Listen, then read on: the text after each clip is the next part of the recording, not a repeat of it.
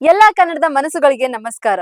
ಕನ್ನಡ ಚಿತ್ರರಂಗದ ಇಬ್ಬರು ದೈತ್ಯ ನಟರಾದ ಅಭಿನಯ ಚಕ್ರವರ್ತಿ ಕಿಚ್ಚ ಸುದೀಪ್ ಹಾಗೂ ರಾಕಿಂಗ್ ಸ್ಟಾರ್ ಯಶ್ ನಡುವಿನ ಬಾಂಧವ್ಯ ಈಗ ಸೋಷಿಯಲ್ ಮೀಡಿಯಾದಲ್ಲಿ ಹೊಸ ಸಂಚಲನ ಮೂಡಿಸಿದೆ. ಯಶ್ ಅವರ ಹುಟ್ಟುಹಬ್ಬದ ಅಂಗವಾಗಿ ಬಿಡುಗಡೆಯಾಗಿದ್ದ ಟಾಕ್ಸಿಕ್ ಚಿತ್ರದ ಪವರ್ಫುಲ್ ಟೀಸರ್ ಈಗ ಸ್ಯಾಂಡಲ್ವುಡ್ ಮಾತ್ರವಲ್ಲದೆ ಇಡೀ ದೇಶದ ಗಮನ ಸೆಳೆದಿದೆ. ಬರೋಬ್ಬರಿ 84 ಮಿಲಿಯನ್ ವೀಕ್ಷಣೆಗಳನ್ನು ಪಡೆದ ಯೂಟ್ಯೂಬ್ ನಲ್ಲಿ ದಾಖಲೆ ಬರೆಯುತ್ತಿರುವ ಈ ಟೀಸರ್ಗೆ ಈಗ ಸ್ವತಃ ಕಿಚ್ಚ ಸುದೀಪ್ ಅವರು ಮೆಚ್ಚುಗೆ ವ್ಯಕ್ತಪಡಿಸಿದ್ದಾರೆ.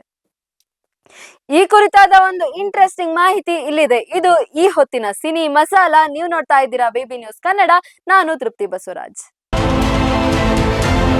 ತಮ್ಮ ಎಕ್ಸ್ ಖಾತೆಯಲ್ಲಿ ಯಶ್ ಅವರ ಹೊಸ ಪ್ರಯೋಗಕ್ಕೆ ಶುಭ ಹಾರೈಸಿರುವ ಸುದೀಪ್, ಅಲೆಗಳ ವಿರುದ್ಧ ಸಾಗಲು ಯಾವಾಗಲೂ ಸಮಯ ಬೇಕಾಗುತ್ತದೆ.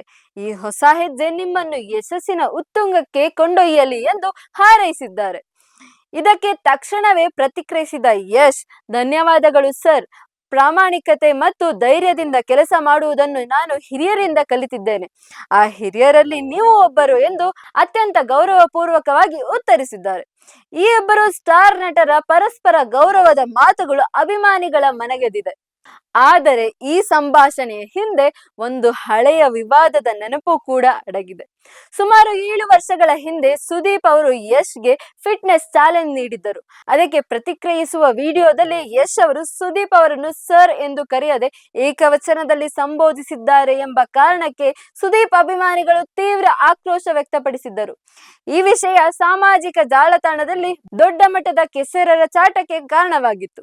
ಆದರೆ ಅಂದು ಯಶ್ ಮಾತನಾಡುತ್ತಾ ಬರದಲ್ಲಿ ಮರೆತಿದ್ದಾರೆ ವಿನಃ ಯಾವುದೇ ದುರುದ್ದೇಶ ಇರಲಿಲ್ಲ. ಅದಕ್ಕೆ ಕಿಚ್ಚ ಕೂಡ ತಲೆ ಕೆಡಿಸಿಕೊಂಡಿರಲಿಲ್ಲ. ಇದೀಗ ಯಶ್ ಅವರು ಪದೇ ಪದೇ ಸರ್ ಎಂದು ಸಂಬೋಧಿಸಿ ಸುದೀಪ್ ಅವರನ್ನು ಗೌರವಿಸಿರುವುದು ಆ ಹಳೆಯ ವಿವಾದಕ್ಕೆ ಸಂಪೂರ್ಣವಾಗಿ ಫುಲ್ ಸ್ಟಾಪ್ ಇಟ್ಟಂತಾಗಿದೆ.